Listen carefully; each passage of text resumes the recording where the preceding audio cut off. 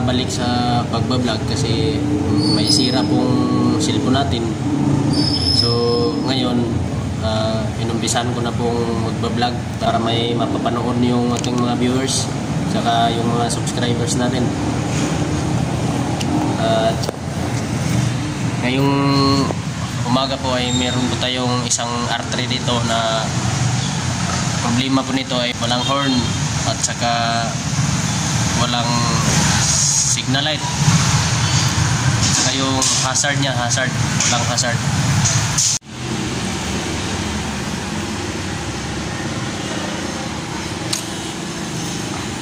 Pag ating na switch on po ay meron po kanyang ilaw yung dashboard, saka yung signal light lang yung nawala. Yan. Saka yung horn wala. Yung hazard wala rin. Una ko pong tiningnan yung fuse niya dito.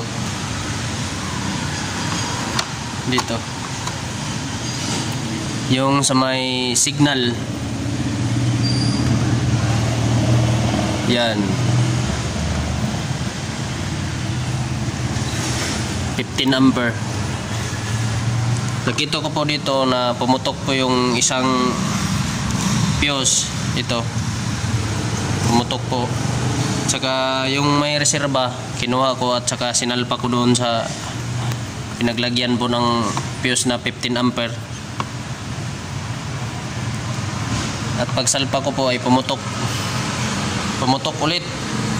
So hinanap ko yung grounded kung bakit pumutok yung fuse, at binaklas ko po yung cover na dito po nakita yung wirings niya, parang spaghetti wiring, hindi po nakabalot ng electrical tape. Yan. At dito po nakita ko po dito na yung positive niya, ito positive galing battery at ground. Yung fuse po ng accessory patungong relay, ito naputol po dito sa positive at saka dito tumambid siya sa ground, kaya pala pumutok yung fuse na sa signal. Kaya yun, kinabitan ko po ng 7.5 ampere. Yan. At ito lang po yung problema niya. Try nating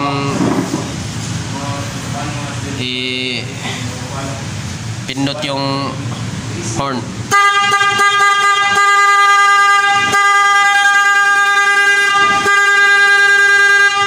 Saka yung signal light.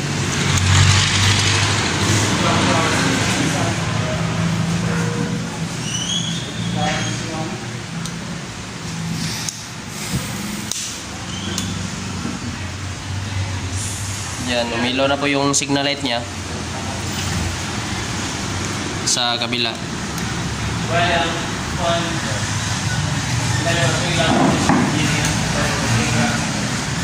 Saka yung hazard natin.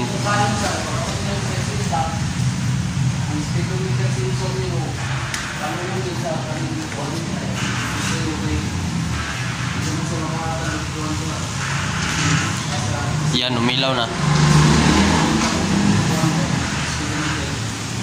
Ito lang po yung problema niya, nag-ground po yung galing battery na wire patungong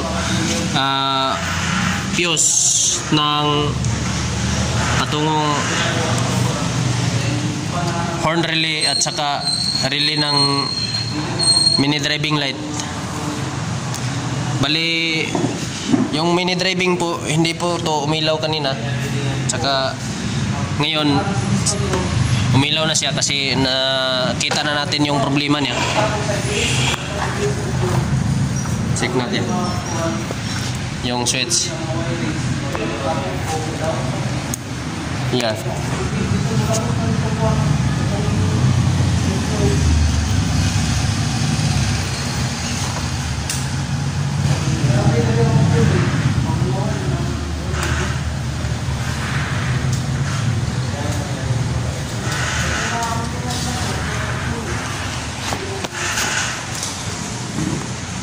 kunti lang po yung problema niya mga sir. Isang wire lang po ang nagka-ground dito. At pumutok yung fuse, tsaka nawala yung horn, tsaka mini driving, tsaka yung hazard signal light. Ito lang po yung problema. Kaya mabutihin nating ikabit to sa ground o live para hindi yung kumabit sa ibang wirings. Dito lang po nagtatapos ang vlog ko mga sir, at maraming salamat po at welcome po kayo lagi sa aking vlog. God bless po, God bless.